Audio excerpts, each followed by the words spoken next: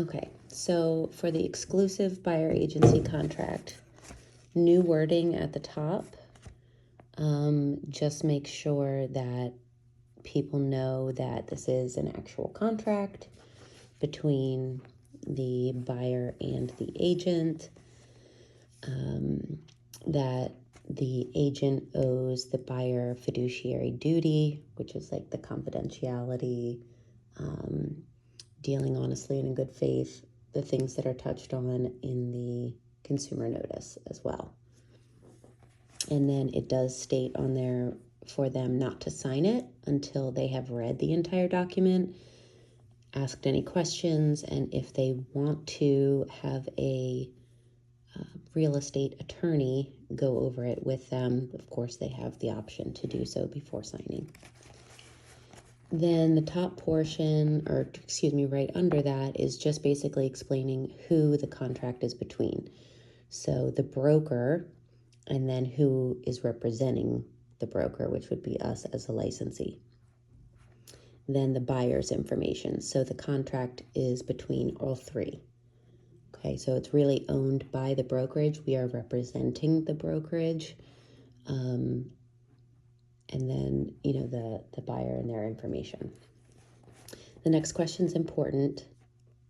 Is the buyer working with another broker? So most of the time the answer is no, but occasionally they may be moving from out of state, and so they have a different brokerage that they're using to sell their house and they're purchasing up here or something like that. If the answer is yes, and it's not something as simple as that, then we need to have a conversation with Justin before moving forward. Okay, because the whole point of this is that the buyer is exclusively working with us. Then you have your starting and ending dates. Of course, this is all negotiable. It starts the date that it's signed unless you mark otherwise. So maybe they know they're going to be ready in 2 months, but they know that they definitely want to work with you. So you could put a specific date in there. And then the ending date is also, of course, negotiable. Typically, I like to do 6 months because it's one less thing we have to worry about redoing while we're searching for homes. Typically, even in this market, 6 months is a pretty good time frame. You can go all the way out for a year. That's the longest it can be for. All right, and then section 2, the broker's fee. Again, it states that no law or association has set any of this, and it is all negotiable. But this is where you want to fill in what it is that you want to be paid for your transactions. So I personally want to collect 3%. You can do 3% of purchase price or blank, like a flat, just in case you're maybe doing a transaction that is, the 3% wouldn't be very much for all the work that you're putting in. So you could say like 3% or 3,600, whichever is, and then it says whichever is greater. Does that make sense? And then the and is where you always put your broker fee, which for us on a team is at least $4.95. This can change for different people. Like you don't always have to have the 3% and the $4.95. If there's more difficult people and you want to do 4% and $6.95, do it. However, keep in mind with the new laws that you cannot collect more than what you have written in here. Okay. So if you have 2.5% written on here and the cooperating broker is offering 3, you can't collect 3. You can only collect 2.5. Okay. So I always would rather have it set higher, and then I can negotiate with the buyer if I'm willing to take a lesser commission. Okay. then the second portion under that is basically stating the same thing, except that it's if they're not represented by a real estate broker. So that would be like your FSBOs or... So number 2 is for FSBOs? Yeah, like FSBO or, you know, now with a seller that may not be offering any commission to a buyer's agent.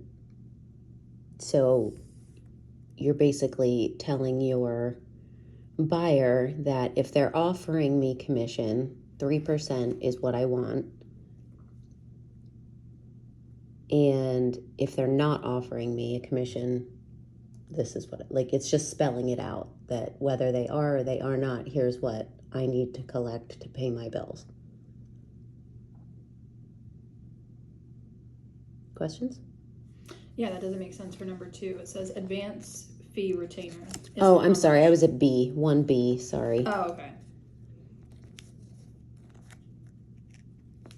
Advance fee retainer, I have never done. I do know people that have done it, especially if it's maybe, I don't know, somebody that you don't really get the warm and fuzzies about, and you're afraid they're gonna, like, you're gonna show them all these houses and then they'll ghost you or something. You can make sure that your time and gas and all that is covered. Okay.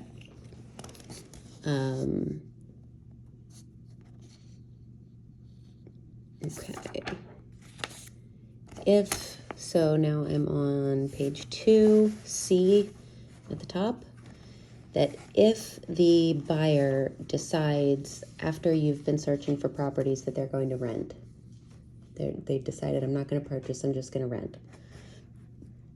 I put that my fee is equal to the first month's rent because I want to be compensated for everything that I've already done for them, even though they just decided, oh, I'm not going to buy now, I'm going to rent. I still want to be compensated for something.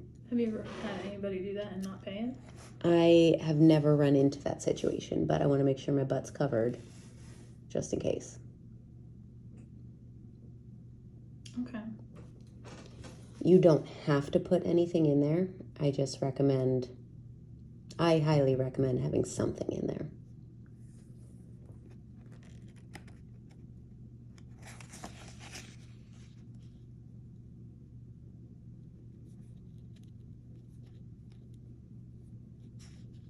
Okay. I'll let you finish your note there so I don't interrupt your... No, you're fine. Your thought process.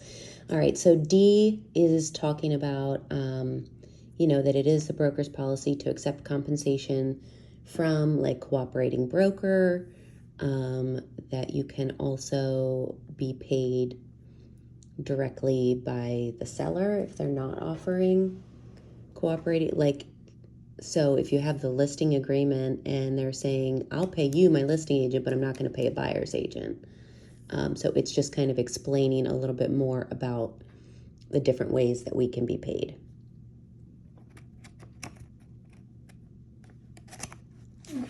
Okay, and then it does also explain that the buyer understands and agrees that if the broker receives less than the broker's fee agreed upon, that we may ask the buyer to be responsible for the difference.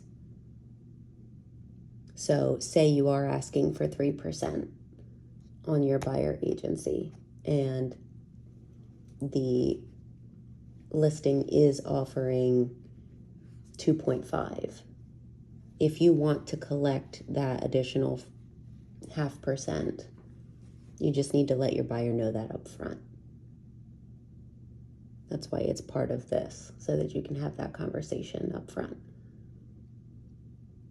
A lot of times, if I have 3 on here and they're offering 2.5%, if they're a good client, or, you know, it's a large purchase or something like that, I personally don't ask for that extra 0.5%. If I'm bending over backwards and we're seeing millions of houses, and yeah, I'm going to ask for that extra 0.5%. Okay, so it's just making sure that you're explaining that in that buyer's consultation.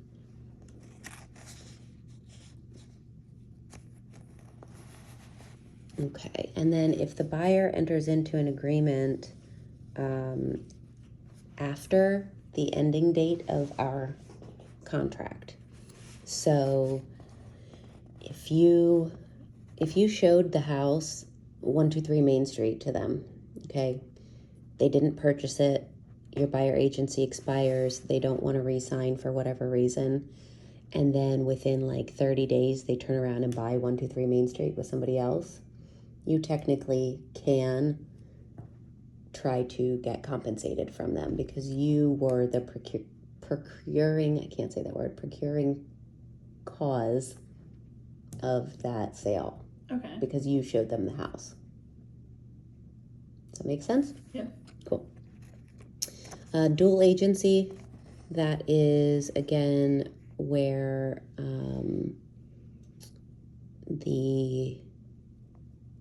you are representing both seller and buyer.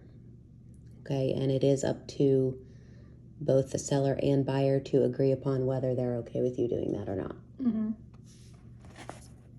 Designated agency is if someone from Iron Valley, York is representing the seller and someone from Iron Valley, York is representing the buyer. So we work under the same brokerage, but we represent different people.